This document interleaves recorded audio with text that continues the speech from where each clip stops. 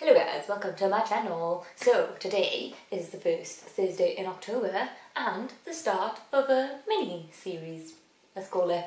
So all of October I'm doing videos on dyslexia or dyspraxia. Because if you are unaware, it is, it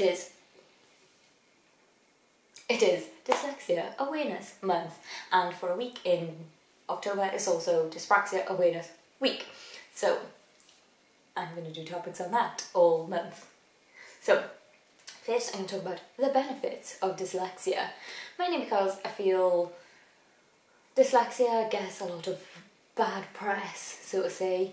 You know, people are called like stupid, or they can't be bothered, they're thick, they don't want to try and help themselves. And my pet peeve is teachers writing, they're smart if they just tried. I tried, mate, I just can't do it. So yes, there is a lot of benefits that people don't talk about with dyslexia, so I thought I'd talk about them. Keep watching if that's what you want to see. Okay, so I need to stop playing with my hair.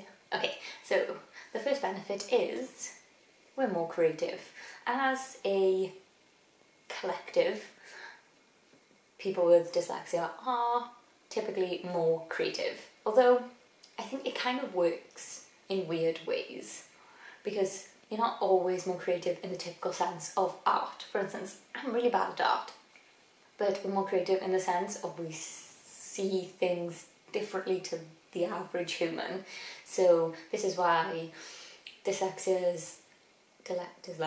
people with dyslexia are really good at things like science and engineering, because we're creative in the sense of, whereas people might just see like A and B, we somehow can see A and B together, and we can see that A and B also affect C, and that's something that like we tend to be able to do more than other people, which is why, yes, I feel like for a long time I thought when people said dyslexic people are creative, and I've never seen myself as a creative person, I was like, I can't be dyslexic because I'm not creative, because I'm really bad at art and I'm really bad at English, and I don't know, like I would never put myself in that category until being in work, when you put me in front of a problem and all of a sudden my brain just starts being like, oh, but this, that, the other, this, and people are like, what? And I'm like, it makes sense, and it does in the end. Not in the middle, it doesn't. Yeah, so that's my number one. You're more creative in a weird way, not always the typical sense. As I literally just mentioned, they kind of overlap. We see the bigger picture. I got told whilst doing my dyslexia test a story about a rocket. So basically there was a rocket that went up into space, and as it got like out of Earth's atmosphere, or just about, it came back down and crashed and burned, and everybody died. Quite a sad story. I've not really looked into it, but it was said that if a dyslexic person was on the analytics team, that the rocket would have never been sent up in the first place, because they would have realised that the variables of, you know, good to bad weren't worth it, and they would have seen that the plane's going to crash. The plane that rocket was going to crash. And I think this can be true, because there's certain things that people say to me and everyone's like, oh yeah, but and I'm like, no, like why would you see it like that? Like you're literally looking at such a narrow-minded way of thinking. For instance, we were talking the other day about stocks. So basically companies do this thing where they can offer their employees as a bonus, either you get cash upfront straight away, or you get shares in the company. And he was saying that loads of people took the cash because his money's straightforward, and I was like, why on earth would you do that? Why would you not just take the shares? Like, they can go up and they can go down, but you've literally paid nothing for them, so you're not going to lose any money on that because you haven't paid anything towards it. But yeah, no one apart from like one or two people had thought that through, and a lot of people just took the like £150 that they give them, and the 1 or 2 people that invested shares ended up being millionaires in the end. So yes, think about things, more bigger picture. That's a good thing about us, dyslexic folk.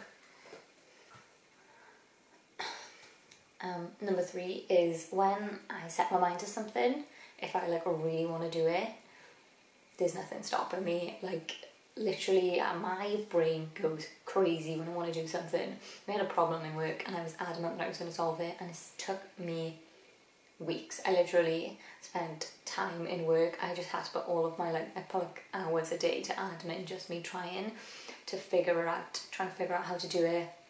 And literally was just at home one day and I was like, oh, this will work. And then I just like, I started writing things down, and like once I have a vision, it has to be executed. Sometimes James needs to reel me in a bit because I can get a bit loopy.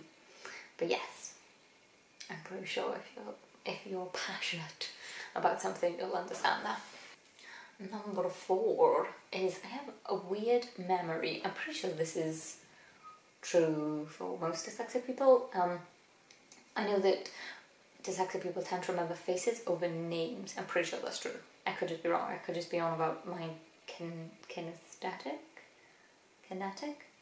way of learning. But yes, we typically remember faces over names.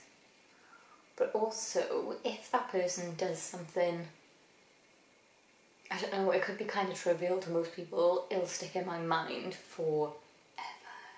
Like, I can literally, like, there's a guy and he's like, he came up to talk to me and I was like, oh, like, oh, and I was like, trying to talk to me and I was like, yeah, we know each other, like, and then it's like sparkled up a bunch of things that we'd, like, been in the same class and blah, blah, and then he was like, oh, I can't remember you. And I was like, I remember you. So, yes, we tend to remember people and specific instances quite well, which works in our favour when we're in an argument as well. And the 5th one, this one's, it's more of a joke, but you need to be able to laugh at yourself. Obviously, when you're curious, you'll realise why to do this one. If you can't laugh at yourself, then this one won't apply to you, is the fact that some of the weird things that my brain mushes together are quite funny. Like the time that I stood up and said, I need a pee and I need a loo and I need to go to the loo, and it came out as I need a poo in a public place. Yes, so I do things like that a lot. Like there's two Al's in work, Alison and Alistair, and I quite often call them Alistair and just merge both names together, and I do it a lot with all names basically. Nothing is safe. If there's 2 words that can be merged to make different words, I'm making a different word. Yeah, so that's it really. That is my 5 benefits of being dyslexic. I think you need to look at the positives in life. I could sit and say like, yeah, it's horrible that I can't read very well, and yes, it can be quite embarrassing, but you know what? Who cares? Pick a job that doesn't make you read in public, and you know that you don't have to typically read. Find a job that uses those skills: problem solving, being creative, being able to get stuck into one topic. Or you know, if there's things that you've noticed that like a trait of being dyslexic, or if you don't know if they are a trait and you think they might be, comment below, because this is how people find things out, is by talking to each other and thinking of how things can be connected. Yes, so yeah, if you think that you have one of those traits, let everyone know, and then we can all chip in and be like, oh yeah, I've got that trait as well, what do you? Oh, and then, you know, it's fun. It's all just fun and games to see how we're similar. Yeah. Okay, so that's the end of the video. Next week I'm going to talk about foods that I like to cook. So next week is Dyspraxia Awareness Week, so the next week's topic will be dyspraxia, not dyslexia, but it'll still be interesting. Still come along if you're interested. If you are dyslexic and you don't know if you're dyspraxic, maybe you can find out a thing or two. Who knows? yeah, come along, watch. Don't forget to like and subscribe and comment below